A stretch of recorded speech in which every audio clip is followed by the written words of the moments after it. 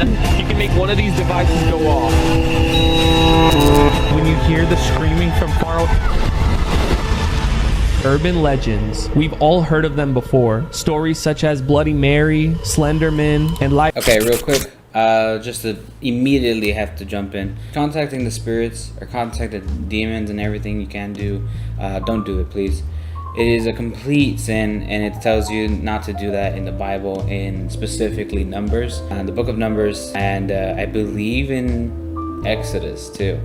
Regardless, speaking to other things like that, just don't do that. You know, you can cast it out. There's a different way of speaking to a demon. You can cast out a demon. In this situation, right here in front of you is the La Llorona, or the praying lady, I guess. This is something that people create. People can create these idols, and people can create something, so they don't necessarily need to believe in it for it to become true. In reality, you can believe in something like, let's say for example, these headsets right here. There's skull candy headsets, nothing's wrong with them. But if I create this idea that a kid had it and then he died and then it was passed down generations, so whoever wears it now dies, then an actual spirit can come into that reality and start doing something like that. But that's because people are believing in something that doesn't actually genuinely have anything good. Also, speaking to spirits just for fun or investigating is also a sin. You can't do that. It's important that you don't do that because you're putting yourself as a target. That's number one.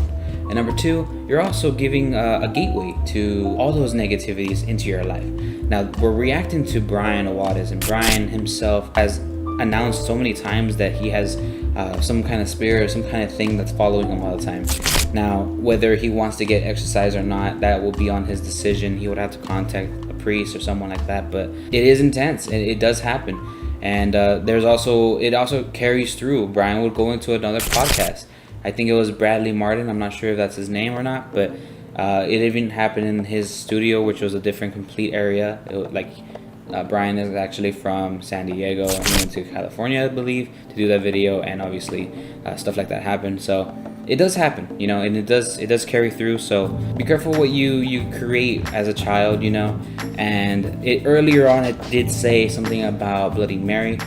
Stuff like that does happen. You're creating this idol, you're creating this figment, and it's becoming something. So definitely don't do that. Let's get back into it. I'm gonna be pausing a lot, so if you want to see the original video, please just check it out in the description. And if you want more videos like this, give me more videos in the comment section. Tell me what videos. It doesn't matter how scary it is. If it's like pop-ups, of course I'm gonna jump. But if it's not, then nothing's gonna really scare me. I only fear God. It says it in the Bible so many times, so let's do this. Our own that have been passed down from generation to generation, sending chills down the spines of millions of people all around the world. Are they as dangerous as the tales tell? There's only one way to truly find out. Today, I'm going to put myself out there as bait to test 3 of the scariest urban legends. We're talking about the ones that keep you up in the middle of the night, the ones that you wouldn't even joke about. Well, this seems pretty safe. Okay, stopping at 0:42. He just mentioned something about keeping you up at night. That's actually true. If you open the gate of all these darkness and all these evil things, somewhere in your mind you start creating this idea that you're being attacked, because truly you put yourself out there. Just as Ryan said that he's going to put himself out there, it's not far off from what he was actually trying to say when it comes to biblical stuff. In the Bible, it mentions many times that if you open a gateway, then it's not great, you know. And there's also specific things like that, but I would like to get into it. But let's watch the video, right? I haven't even started the video.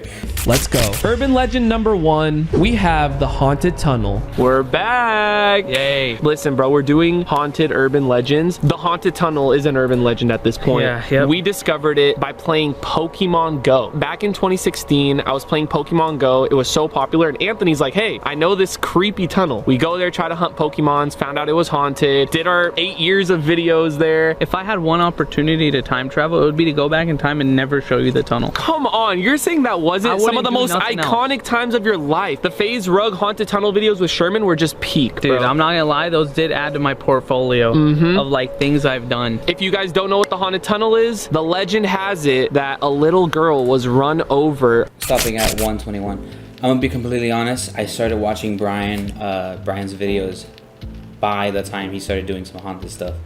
For some reason, I just got into it, and I guess everyone in the world did too. So I do genuinely mean that. Yeah, like them doing their haunted stuff did blow them up, but at what cost? They're currently, and even their parents are worried for Brian, and they always tell him to be careful. So stuff like this, is it truly worth it? I'm telling you right now, it's not.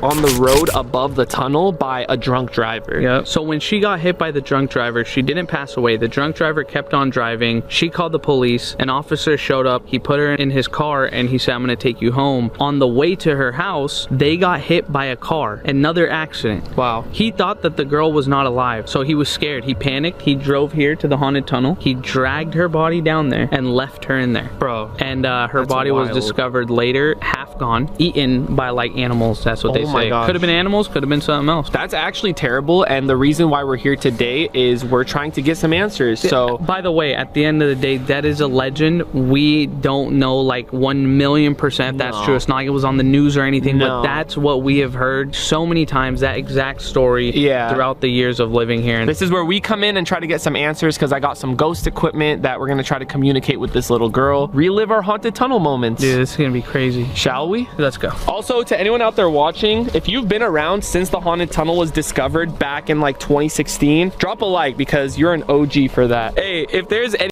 It's really nice that Brian and Sherman are taking it up on themselves to contact this little girl. Unfortunately, when you pass away, their spirits do not remain. We can't continue communicating with them. Even if they do end up adding some information about some certain things, spirits like to distract you. They like to pull you away from God. And so in this situation, yes, they're gonna think that they're talking to a little girl, or they're gonna assume that they're talking to someone, and even they might have video capture of a little girl speak, and that does not mean that it's actually a little girl. In reality, it's a demon, and it's darkness, and it's evil, and it's trying to persuade you to continue playing this game, to continue looking out, and it's going to give you enough happiness for you to ask for more tomorrow. And it's always going to be continuous like that. You'll never get satisfaction. And also, if this story is true, God bless the little girl and her family. It's unfortunate, but we're going to continue going.